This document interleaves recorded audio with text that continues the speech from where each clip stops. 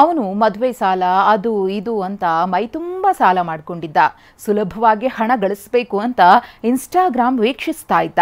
ಅದರಲ್ಲಿ ಅವನಿಗೆ ಸಿಕ್ಕ ವ್ಯಕ್ತಿಯಿಂದ ಮೋಸವಾಗಿತ್ತು. ಬಳಿಕ ಮತ್ತೊಬ್ಬರಿಗೆ ಮೋಸ ಮಾಡಲು ಹೋಗಿ ಲಾಕ್ ಆಗಿದ್ದಾನೆ.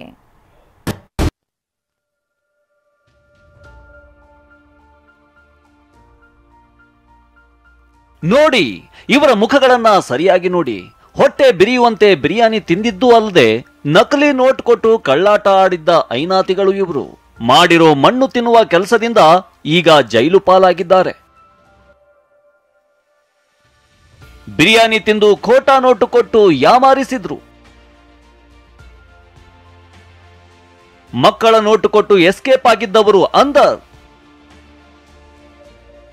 ಮಂಜುನಾಥ್ ಹಾಗೂ ರಮೇಶ್ ಅಂತ ಇವರ ಹೆಸರು. ಮಾರ್ಚ್ 17ರ ರಾತ್ರಿ ರಾಯಚೂರಿನ ಹೈದರಾಬಾದ್ ರಸ್ತೆಯಲ್ಲಿರುವ ಹೋಟೆಲ್ಗೆ ಹೋಗಿದ್ರು. ಹೊಟ್ಟೆ ತುಂಬಾ ಚಿಕನ್ ಬಿರಿಯಾನಿ ತಿಂದಿದ್ರು. ವಾಟರ್ ಬಾಟಲ್ ಎಲ್ಲ ಸೇರಿ 500 ರೂಪಾಯಿ ಬಿಲ್ ಆಗಿತ್ತು. ಆದ್ರೆ ಈ ಐನಾತಿಗಳು ಹೋಟೆಲ್ನವರಿಗೆ 500 ರೂಪಾಯಿ ನಕಲಿ ನೋಟು ಕೊಟ್ಟು ಕಾಲ್ ಕಿತ್ತಿದ್ರು. ಈ ನೋಟು ನಕಲಿ ಅಂತ ಗೊತ್ತಾಗ್ತಿದ್ದಂತೆ ಹೋಟೆಲ್ನವರು ಮಾರ್ಕೆಟ್ ಯಾರ್ಡ್ ಪೊಲೀಸರಿಗೆ ಮಾಹಿತಿ ಕೊಟ್ಟಿದ್ರು. ಬಳಿಕ ಕೆಲ ಹೊತ್ತಲ್ಲೇ ಪೊಲೀಸರು ಇಬ್ಬರನ್ನ ಬಂಧಿಸಿದ್ದಾರೆ. ಇಬ್ಬರು ಸಿಕ್ಕಿದ್ದಾರೆ. ಟ್ರಾನ್ಸಾಕ್ಷನ್ ಮಾಡಿದರೆ ನೋಡಿದರೆ ಅದನ್ನ ಕೆಲಸಕ್ಕೆ ಬರಲ್ಲ ಅಂತ ಸುಮಾರು ಕಟ್ಗಳು ಬಿಸಾಕಿದ್ದಾರೆ.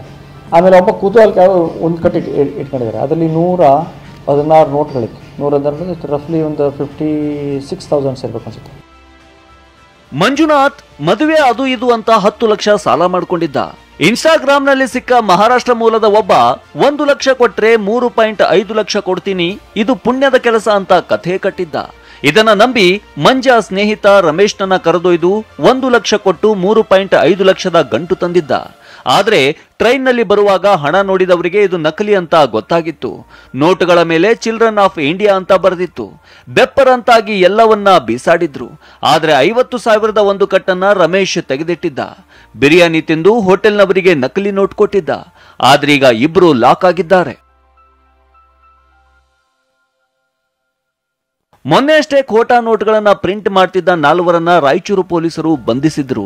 ಇದೀಗ ಖೋಟಾ ನೋಟು ಕೊಟ್ಟು ಯಾಮಾರಿಸಲು ಹೋದ ಮತ್ತಿಬ್ಬರನ್ನ ಬಂಧಿಸಿದ್ದಾರೆ. ಭೀಮೇಶ್ ಪೂಜಾರ್, TV9 ರಾಯಚೂರು.